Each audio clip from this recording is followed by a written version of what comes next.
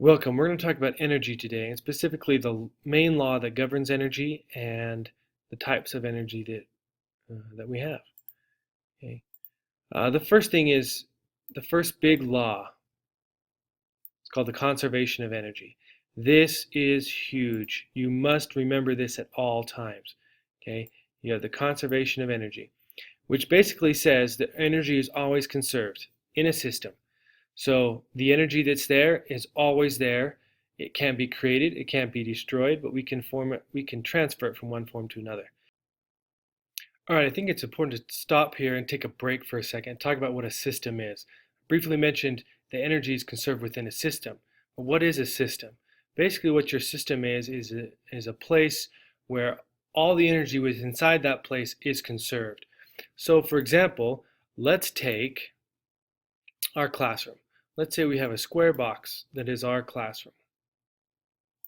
Okay, all the energy within this box is going to be conserved.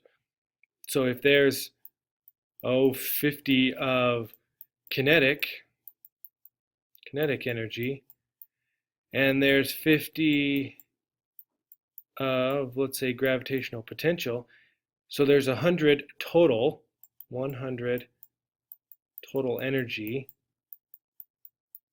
No matter what happens in this box, there will always be 100. Maybe there will end up being only 99 kinetic and 1 gravity at some point, but there'll still be 100.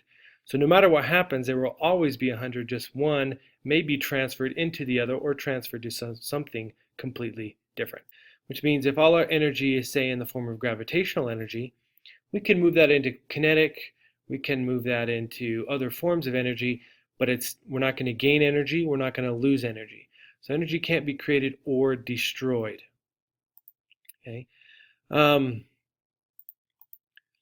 we have a couple types of energy, and those are your potentially stored energies and your kinetic energies.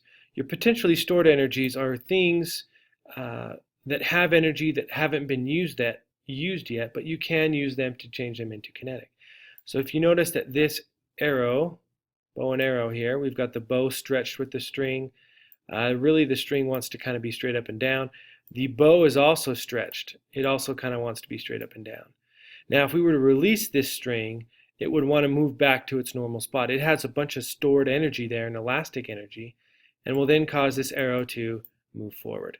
That's your potential energy. Your kinetic energy is if something is moving. So we're going to take this potential, put it into the arrow to make it move. A cheetah does the same thing. It eats a bunch of food. That food is then converted into energy that then the cheetah can move around, hunt its prey, those sorts of things. Now in kinetic energy, we have three basic types we talk about. Just things that are move. If you're moving, you have kinetic energy. My mouth is moving right now, it's creating kinetic energy. Your car that moves, your bicycle, running, any of those things. Heat is just another form of kinetic energy. If you look at this, you have a molecule, and the more heat it has, the faster it moves. It doesn't have very much heat, it's cold outside, it's not moving very fast at all. Sound works very much the same way. Okay, we talked about my mouth, it's moving right now, creating energy. It's compressing the air molecules, and your brain is then interpreting those wavelengths as sound. But the air is moving, and that is a type of kinetic. Our potential energies are a little different. Okay, like gravitational, something is on a ledge, on a height, and it can fall or be pushed off or move from that height to gain energy. Your chemical energies, things like food that you ingest and you eat, and it gives you the energy to get up and move through the day and do the things you need to do. Your electrostatic is your movement of electrons, much like we have through our power cores to charge our devices and batteries and those sorts of things. Elastic is kind of your stretchy waistbands, your springs. We use those mostly on a lot of different things, but what you mostly see them is on your trampolines, where as they stretch out, it gets a little bit of energy, it's stored, and then is transferred into you to move you up and jump off the ground. Your nuclear energy is all about the nucleus of that atom that then is being split and released or combined to gain or lose energy. So let's look at the type of energy we see in these pictures. This is a battery. We use it to make things move with the movement of electrons, so I would very much consider it chemical. But there can be more than, electrostatic, but there can be more than one energy present. In this case, you could probably say there's some chemical energy in there with all the chemicals that are there. Your balancing rock. Okay, notice that this rock is off the ground. It has a height, and there's a chance that this thing could just very well fall. By falling, it's going to gain kinetic energy, so there is some gravitational energy that is stored there. Okay. This guy, notice he has quite a bit. Notice he is on an incline, so he does have a height. He is off the ground a little bit, so he has some gravitational energy that, if nothing else, that gravitational energy would move him down the hill. He also has some chemical energy from what he's eaten in that little water backpack, okay? And also he is moving, and if he's moving, he does have some kinetic energy. Okay, so he has a lot of types of energy present.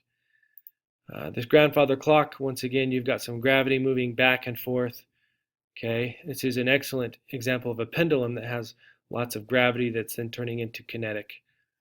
Okay. Your roller coaster, we got some electrostatic to get up. At the top, it just uses all gravitational energy, and it goes down, must come up, and it uses that energy to then climb higher, etc., etc. This is your typical nuclear power plant. These are nuclear rods that we use to split those up and gain some nuclear energy. This water here, it's coming off, it's rolling down the hill, so it is moving, it has kinetic.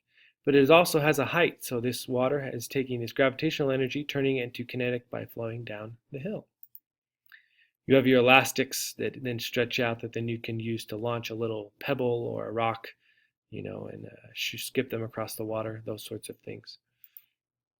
Your fire is a bunch of chemicals that are then being burned to give you a form of kinetic energy and heat. So we're taking this potentially stored chemical, turning it into heat through the use of fire. Okay. Now mechanical energy. Mechanical energy is your potential energy plus your kinetic energy, which in other words is your total energy. Okay. Total energy and mechanical energy are the same thing. Okay. And we have a few different types we talk about a lot, but you have your gravitational energy, you have your spring elastic, and your gravitational energy is energy stored by gravity. Okay, and we signify that by U being U meaning potential and G meaning gravity. So potential gravity is the mass of the object times the acceleration of gravity on that planet or place times the height. So the more mass you have will mean more gravitational energy you have. The more height you have, right, the more gravitational energy you have. Having a penny on top of the Empire State Building and pushing it off is going to have a lot more kinetic energy by the time it hits the ground than, say, off your table. And that just has to do with how high it is. Okay. Your energy of motion, your kinetic energy, is signified by the equation 1/2 times the mass of the object times the velocity squared. So the velocity is going to play a big role in how much motion there is because of the square. The square makes it a big deal. Your spring elastic is how much is stored in an elastic band or a spring. Once again, since it's a potential energy, we signify that as a U, and S meaning spring. 1/2 times K. K is just a constant, so depending on your elastic or spring will depend on how big that number is. The tougher the spring or elastic, the higher that number will be. Okay, so your rubber band around your broccoli at the store is going to be a lot stronger than your rubber band, say, around the normal Monday paper.